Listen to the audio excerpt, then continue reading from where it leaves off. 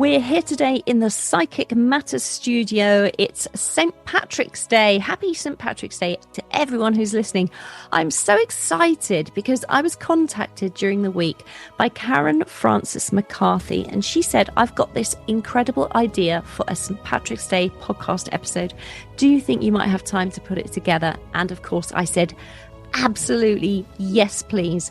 She's here. She's in the studio. She's phoning in all the way from New York City, and she's here to tell us all about Ireland's thin places. Frances McCarthy, welcome back to Psychic Matters. Thank you, Anne. It's always great to be here, and I'm really thrilled that we're having this, one of my favourite subjects, near and dear to my heart. So I'm delighted that we're squeezing it in for St. Patrick's Day. I know also that you're talking to us from your New York apartment, which is old and ancient, you told me, and it's got an ancient heating system. So I know there might be a slight hiss in the background, so forgive us for that, listeners. We're doing the best we can. And Karen has got these beautiful kittens. She's got 2 kittens, and they may be making some noise throughout, but we welcome them. Thank you. Rescue kittens. I just rescued them, so they're just delighted, I think, to have a little home to run around in now. That's so sweet. How old are they? One is 4 months and one is 7 months. Ah, the little things. What are their names, Karen? Tara and Tua. Ah, perfect Irish names for St. Patrick's Day. Yep.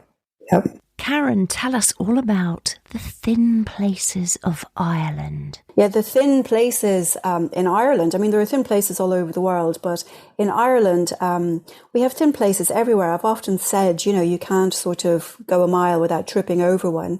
But basically, the thin places are very ancient places where it is said the veil between the worlds is thin. Now, some of these places have become very famous. So like Newgrange, for instance, which is, 5,000-year-old structure in County Meath. In the Boyne Valley, there are 3 large structures of these. Newgrange is one that is now UNESCO World Heritage Site. But it was built it's pre-Celtic. It was built by the ancient occupants of Ireland.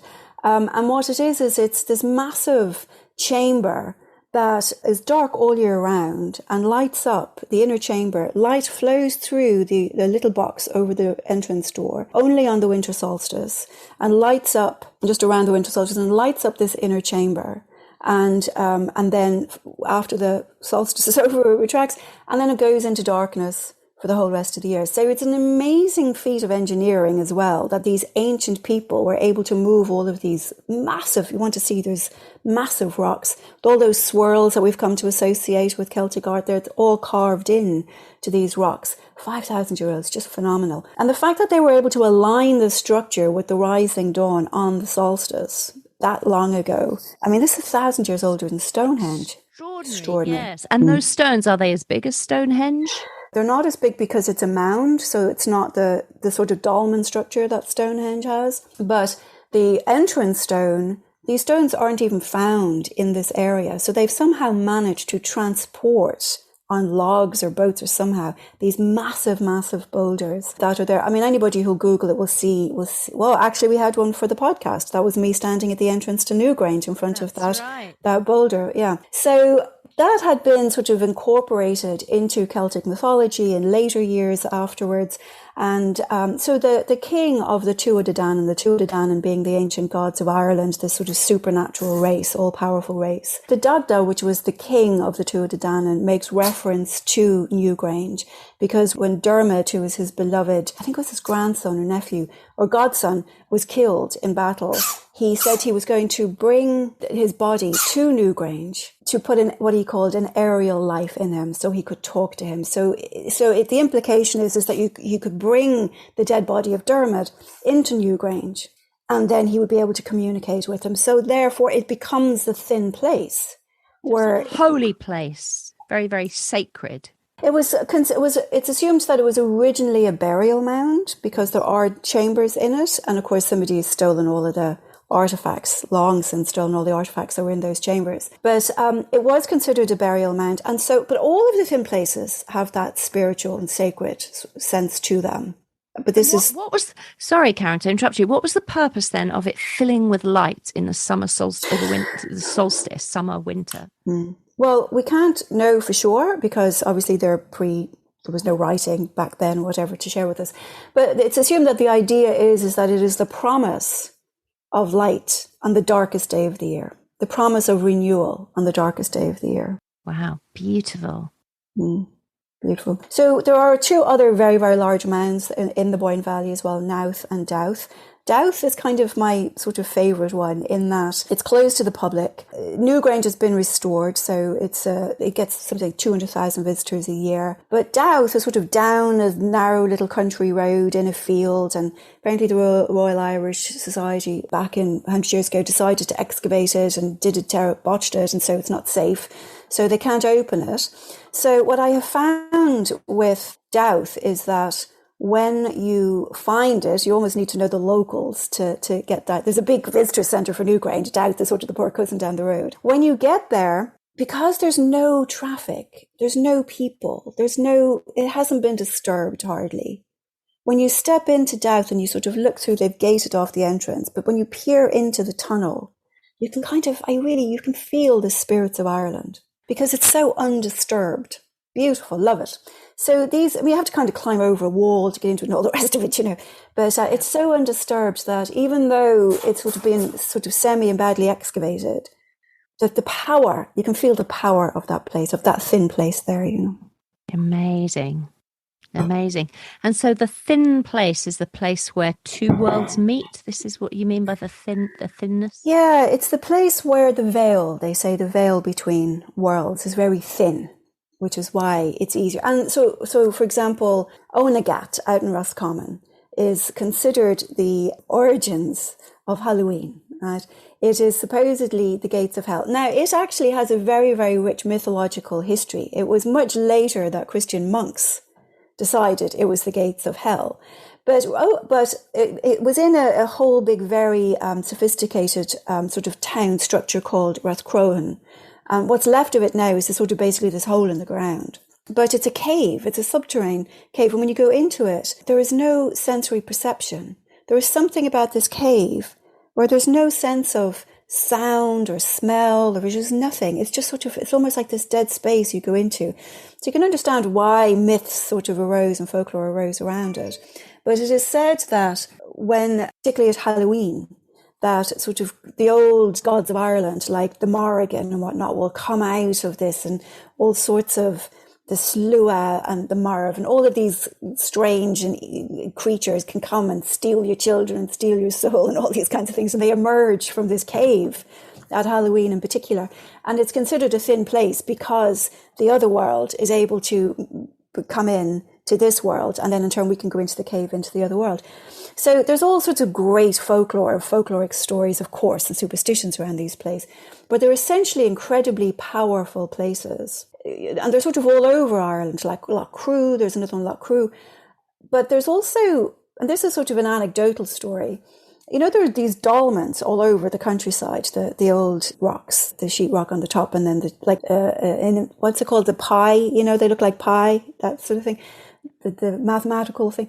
And so I remember one time being out in the west of Ireland and somebody saying to me, there's a fairy mound nearby. Now the fairy mounds are always thin places, right? Because the fairy mounds are the domain of the fairies. Now the fairies are not cute fairy winged creatures. The fairies have become the Tuatha De Danann, the fairies, or the She, as they're known in Ireland, the She.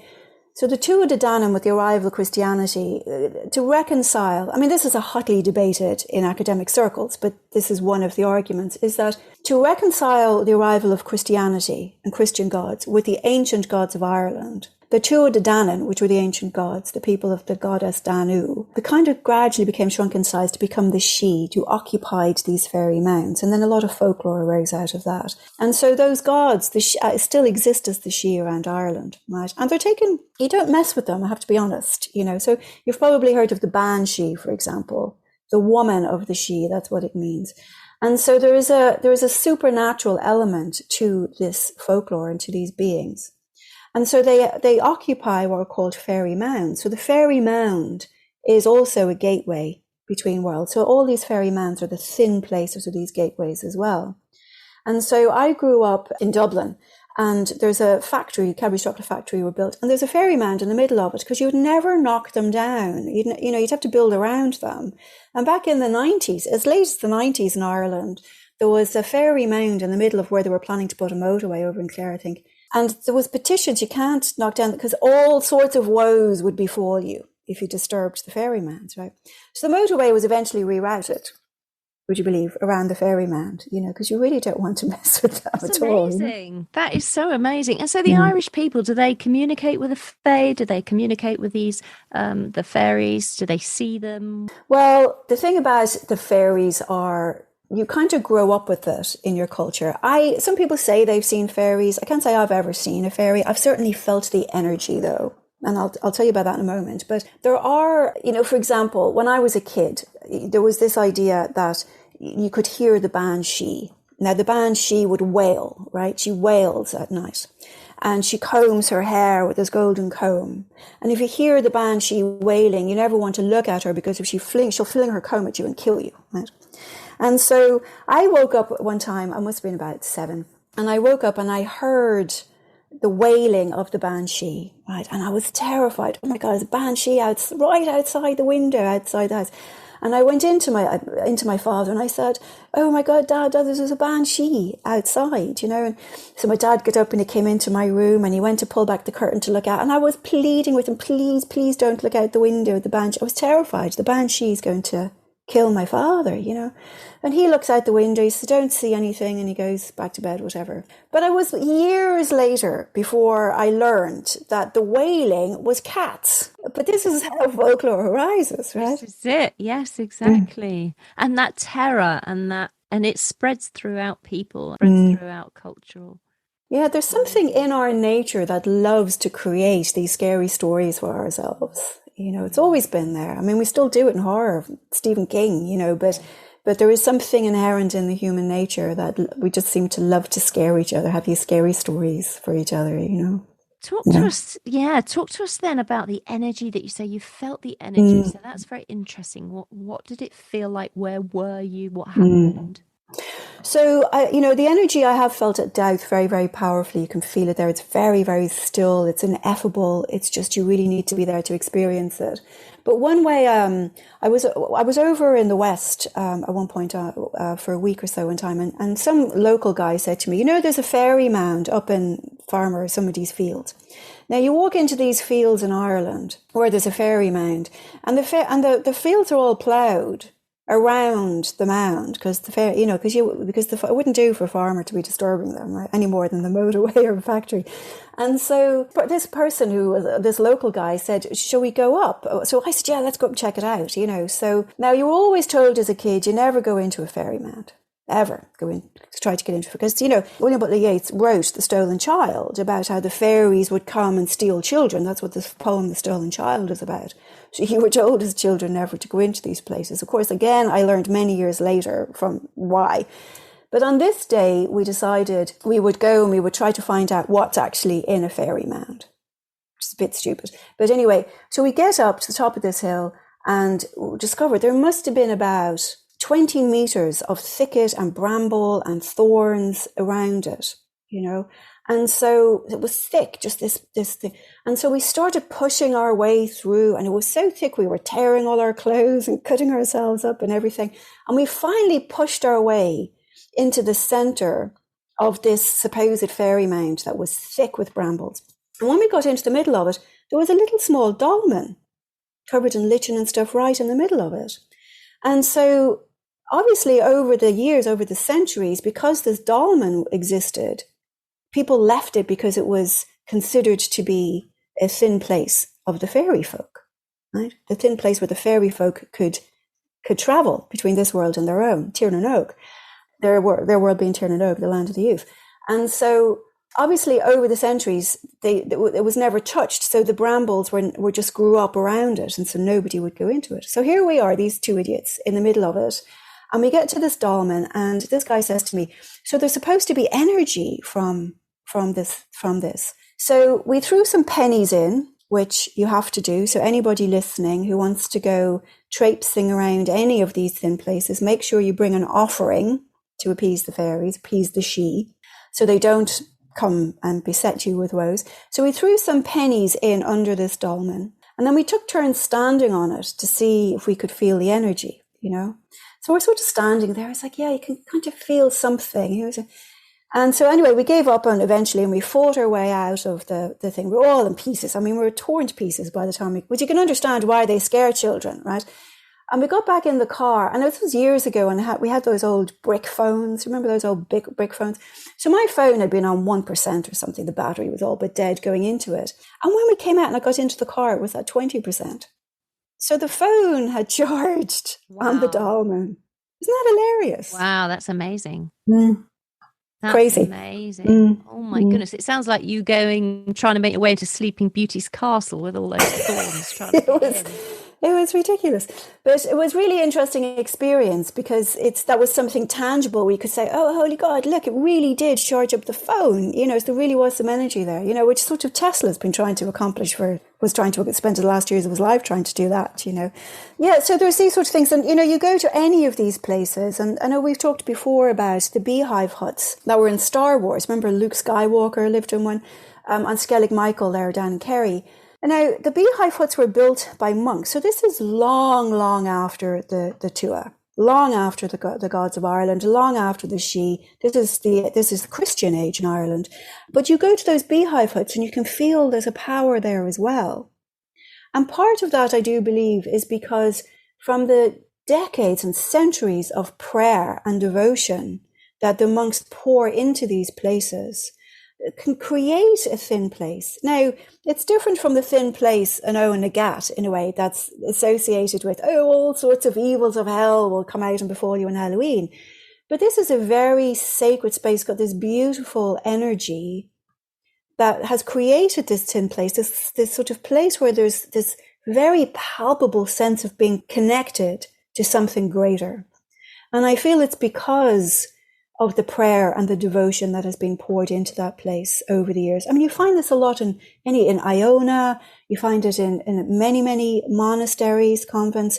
Those sort of silence and devotion have created this sort of thin place, this sense of heightened connection to the source or to the one, which is beautiful feeling, And they also in Ireland have emerged as healing wells. There's the Bridget's Healing Well, the most well-known one is in Kildare, where the St. Bridget's Well, where people will come and they'll put little photographs of their loved ones or offerings or gifts and sit to receive. And these are usually sort of near water. So like the one in Kildare is a little sort of stream in it. But they're kind of dotted around the country.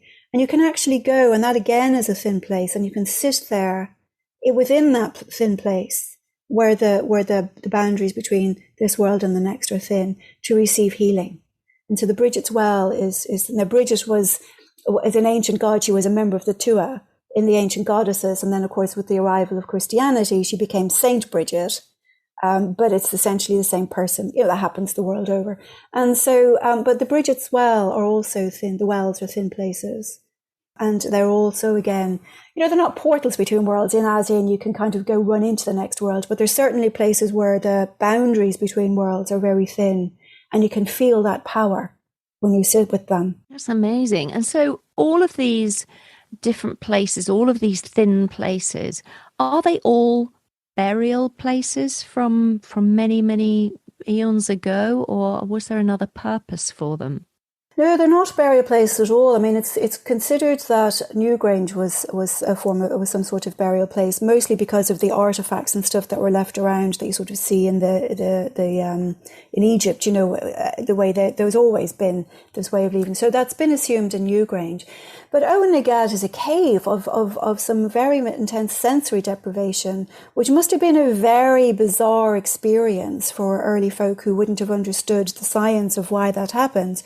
And so out of that grows the myth that this place, there is no sensory perception possible in this place because it's a gateway, because it's a thin place. The streams, the water, I think in many cultures we associate water with healing. So I do feel that's why Bridget's Wells, those thin places have arose out of the sort of healing intention, the healing need.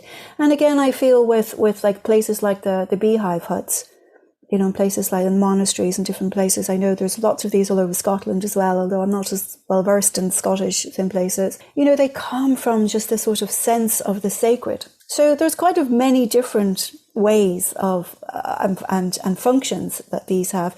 But you know, the ones that are emerging from our mythologies are, of course, relate to the she, the ferrymans, and they're always, don't get the she, get you. But you know, the she have also, you know, these days will leave you a penny for your tooth, sort of thing. You know, they've just kind of evolved into that. The thing about it is, you don't, within the thin places, you don't have to die to sense or communicate or interact with the other world, the other worlds or the other side at all, you know. So the story of Tir na Nog, Diarmid went off to Tir na Nog, and the god Lu was the god of the light, and he would come out of the sky and he was this great light. And if you went off with Lu, then you would feel like one night, there's lots of stories in Irish mythology about this, one night had passed, but then when you came back, like Cuchulain's mother came back, sort of had a night with Lu. When she came back the next day, you know, sort of 100 years had passed, this sort of thing would happen. Because the Tir na Nog, or the land that the she came from, was really outside time, you know. So it's just really interesting the way all of this information becomes digested and assimilated, and then myth and folklore arises around it to make it all very interesting for us, right? It's all great fun, a lot of it. It's fantastic. And on the artwork, you've supplied that beautiful photograph of you standing outside one of these places. And there's a very big rock there. And you mentioned earlier the engraved swirls that are all over it. Do you think what are those? Is that just art? Is that a symbol for something? No, I'd say it's a symbol, because there are other types of symbols inside Newgrange, inside in Loughcrew. There are, you know, I've got all these photographs from being inside. There's all of these symbols. You know, it's kind of like hieroglyphs in a way. It's, you know, it's communicating. So we don't really know what they mean. It's communicating something. But I mean, to me, the swirl is beautiful because there's got such a flow and such a sort of it's sort of got the sense of eternity to it, you know, when you follow the swirls all around and keep following them. I find there's something very, very peaceful about it. It's also sort of evocative, both to me, of sort of water and of just sort of the movement of energy. So I know there's been some fantastic, if anybody's interested in Newgrange, there's an awful lot of work that's been done on Newgrange. There's one article that I wrote many years ago on it. It's on my website. If you want to go into the media, you'll see the article on Newgrange. But there are plenty of books out there if anybody's interested, and some of them get really, really into the mathematics and the architecture of it as well. So I would say to check that out if you're interested in learning more about it. And we can put in the show notes for this episode, we can put some links that people can go and do some research and find out now that they know these places exist. And you were saying, Karen, before we started talking, you were saying that you might be able to explain to the listeners how they can create their own thin place. Yeah, I'm a firm believer that, to following on from like the beehive huts from the monks, from the monasteries and that we can create that sacred space for ourselves within our own home or within, you know, any designated space, basically. You know, you can create, they often say the power is greater in the corner. And so, you know, you can create this space where it's where you go each day to pray or to meditate or to do healing or to do your devotional practices. And you could, if you want, to sort of decorate that with your own sort of symbols or fabrics or candles or incense or whatnot, so that the minute you sit in this space, it evokes a sense of the sacred. And so from sitting in this place yourself for your own meditation or devotion or prayer or healing, over time, because you're evoking the energy and you're sitting in the energy of the spirit, you in turn imbue this place with this power. And so it's the same idea as the sort of the monasteries of the centuries of prayer, that you can, I mean, even the Buddhists do this, will sit on their same cushion in the same place. And over time you get, you know, if you walk into a church even, you just kind of can feel the sense of the sacred because people have gathered for devotion. Right? I do feel that you can create, even if it's within a corner of your house or a particular tree or somewhere that just feels right for you, feels comfortable for you. you can really kind of create the environment that will yield a thin place there. Now you can do that by, say, picking the same corner where they say the power can be stronger within a corner because it's focused, adding sort of fabrics or cushions or candles or incense or symbols or any of these sorts of things, so that when you sit in this space, you immediately yourself feel a sense of the sacred. And so that will help you really to attune to the energy of the unseen world, and to start to bring your own energy to bear on that place. But also through your devotion, you're inviting the energy of the one, of the source of God, into that place as well. And so that over time, this place in itself will become a thin place, where as soon as you sit down into it, you will feel the presence of God. Oh, that sounds so beautiful. Thank you for sharing that. That's really wonderful. And Karen, is there still, or are there still places in Ireland that you haven't yet seen that you would love to go to in these beautiful thin places, or have you seen all that you need to see? No, hundreds still to see. They're everywhere. I would love it would be fantastic just to go wandering about in sort of a random zigzag pattern all over Ireland. The thing about it is, I spent a lot of time in New York, and, in most cultures, there'd be sort of a t-shirt stand, and it would be on Google, and you'd be able to MapQuest your way to it. You know what I mean? A lot of these places, you sort of need to know the locals. The locals know where they are. So you can't just sort of go Google map your way around Ireland to find these places. A lot of them you will and that's part of the mystery, I feel, and the magic of these places. And that you have to just sort of wander and happen upon them. And I feel the exploration of it, to me, is part of the magic. I think that's lovely. And I also think the less footfall, the less energy that's been bought by many, many visitors, the more sacred that space still is. Definitely feels that way. And that's why I was saying the difference I feel when I go into Newgrange versus going into Douth. Because nobody bothers really with Douth. It's so undisturbed. It feels so powerful. And that's what I love about it. And that's the thing about Owen Nagat. I mean, it's a hole in the field. Because these places are largely undisturbed, that's where, they're everywhere. They're anywhere. There's a bunch of them in the north side of Dublin. Do you know what I mean? In the middle of the city. So, but the locals will know where they are. And as you say, the less disturbance there's been, the more you feel the voice of the ancestors. That's so beautiful. Thank you so much for sharing that with us, especially today of all days. It's just absolutely fascinating. Good. I'm glad. Yeah, it's one of my favorite subjects, I have to say. So, Karen, are you doing any more talks, or have you got any classes coming up on Celtic myth or Celtic mythology that people may be able to come along to? Yeah, I have one. I'm really excited. This is the first time I'm going to be teaching it. I'm teaching a course on Celtic myth, magic and mythology. I'm going to be teaching it at the Montclair Psychic School. It's in the Eastern time zones in New Jersey. That starts on the 4th of May. Goes on for 6 weeks, so I'm really looking forward to that. And and I'm working on some other courses on that. It's just, the whole subject just really fascinates me, and it's a wonderful way for me to be able to sort of incorporate my own mediumship practice, my own mediumship teaching, and bring it into the very ancient ways from Ireland, which I've been wanting to do for a long time. So I'm really excited about teaching that course, and hopefully anybody else who's interested in that type of thing will come along.